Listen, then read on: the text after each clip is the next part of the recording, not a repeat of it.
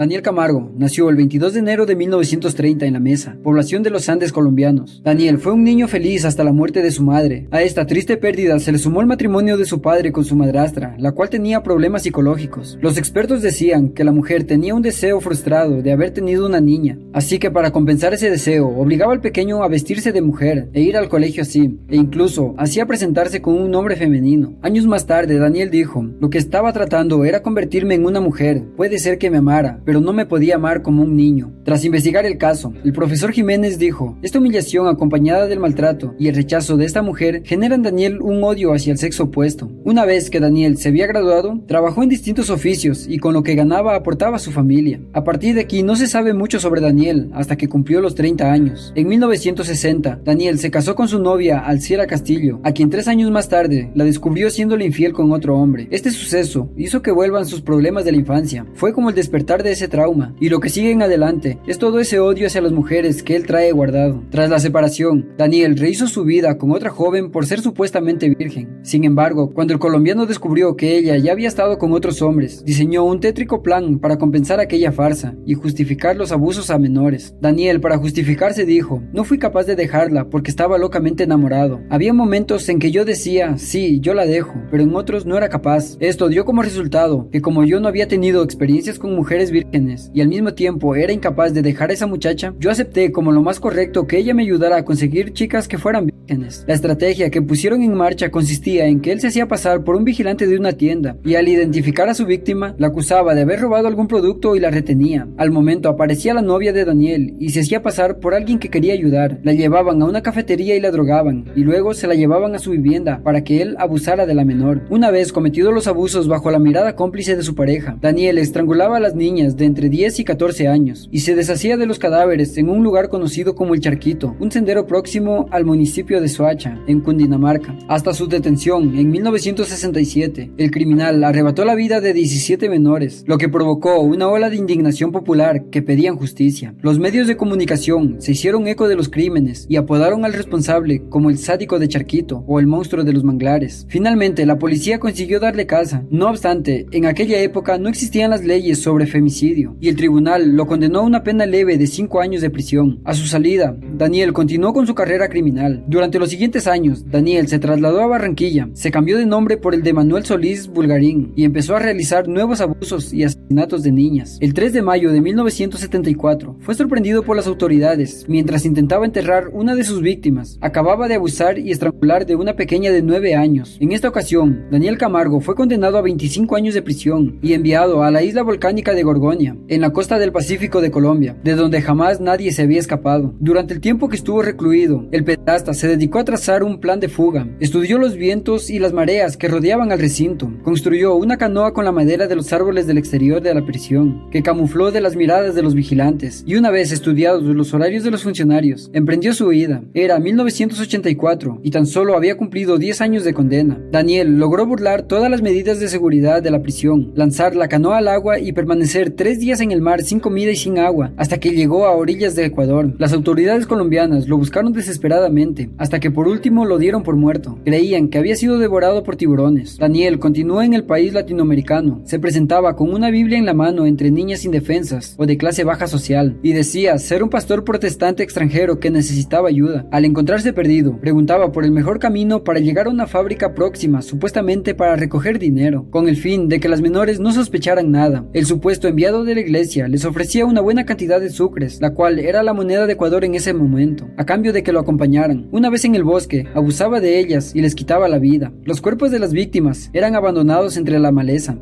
A partir del 18 de diciembre de 1984 y hasta finales de febrero de 1986, los bosques cercanos a la población de Guayaquil se llenaron de cadáveres de niñas y jóvenes que habían sido abusadas y estranguladas, incluso apuñaladas ferozmente. La aparición de 54 víctimas provocó una ola de indignación y pánico general en todo el país para encontrar a los culpables. Al principio, las autoridades creyeron que era un grupo de violadores que estaban detrás de esta serie de crímenes. Incluso se formaron escuadrones dotados con armas y se pidió a la población femenina femenina que se vistiera de manera no provocativa para disminuir la tentación de raptos y violaciones. El responsable era un hombre de 55 años de edad que dormía en el parque de Guayaquil. Se camuflaba entre los habitantes como un vendedor de bolígrafos y hacía gala de su formación literaria. Era un psicópata brillante, capaz de hablar de Dios y del diablo con la misma soltura, y que actuaba solo cuando realizaba los crímenes. El 26 de febrero de 1986, Daniel asesinaba a su última víctima, minutos después de quitarle la vida a Elizabeth Telpes, de tan solo 8 años, y de abandonar su cuerpo en el bosque. Daniel Camargo huía de la escena del crimen para deshacerse de la ropa ensangrentada que había escondido en su maleta. Su aspecto descuidado llamó la atención de una patrulla de la policía ecuatoriana, que decidió darle el alto tras descubrir las prendas. Lo condujeron a comisaría y le tomaron la declaración. Todavía no sabían que se encontraban ante el monstruo de los manglares, un peligroso asesino en serie huido de Colombia en el año 1984. Durante varias horas, Daniel confesó haber abusado y haber quitado la vida de 71 niñas y jóvenes en los últimos 15 meses, y como prueba dio detalles increíbles sobre las víctimas. Por ejemplo, se sabía sus nombres completos e indicó si tenían lunares y el tipo de indumentaria o pendientes que llevaban. De hecho, el sádico era un individuo fetichista, pues cogía ciertos elementos de las chicas a modo de trofeo. Por otro lado, Daniel se mostró completamente colaborador con los investigadores al aportar la ubicación exacta donde había abandonado los cadáveres, lo que ayudó a su posterior identificación. En febrero de 1988, el Tribunal de Guayaquil procedió a la celebración del juicio contra Daniel Camargo. Estaba acusado por el delito de secuestro, abuso y quitarle la vida a 71 víctimas. Durante la vista, los psiquiatras que lo evaluaron concluyeron que se encontraban ante un delincuente sistemático y con una personalidad psicopática. Además, el detenido vivía según el precepto de Osho.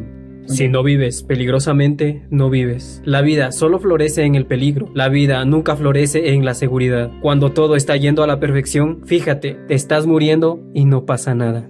Por tanto, se trataba de un criminal irrecuperable. Aparte del testimonio de los profesionales, también fueron claves las declaraciones de las víctimas que lograron escapar y salvar su vida. Una de ellas contaba: él era extraño y me convenció de tal manera que llorando me dijo: señorita, se lo pido en nombre de nuestro Señor, porque yo soy un evangélico que no le hago mal a nadie. ¿Quién iba a desconfiar de un hombre con voz pausada y con una Biblia en las manos? Otra de las jóvenes explicaba: parecía un señor indefenso, muy tranquilo, calmado. Insistía que lo acompañara, pero no por la fuerza, más bien inspiraba lástima. El juez Edgar Salazar lo sentenció a 16 años de prisión, una pena muy baja. El abogado de los familiares de las víctimas se quejaban, pues no había el sistema acumulativo de penas ni la pena máxima de 26 años. Tras el veredicto, Camargo fue enviado a la cárcel del Litoral, donde compartió celda con otro famoso asesino en serie, el monstruo de los Andes, de cual hablaré en el próximo video. Aunque necesitó mayor vigilancia para evitar las represalias de otros presos, poco después fue trasladado hasta el Centro de Rehabilitación de Varones número 2 de Quito, pero allí no duró mucho tiempo. El 13 de noviembre de 1994, un preso llamado Giovanni Noguera entró en la celda del sádico, lo tiró al suelo obligándolo a arrodillarse y le dijo: llegó la hora de la venganza. Luego de eso, le propinó 8 puñaladas y trató de degollarlo, pero como no pudo, le cortó una oreja y lo vio desangrarse. Daniel Camargo acababa de ser asesinado por el sobrino de una de sus víctimas.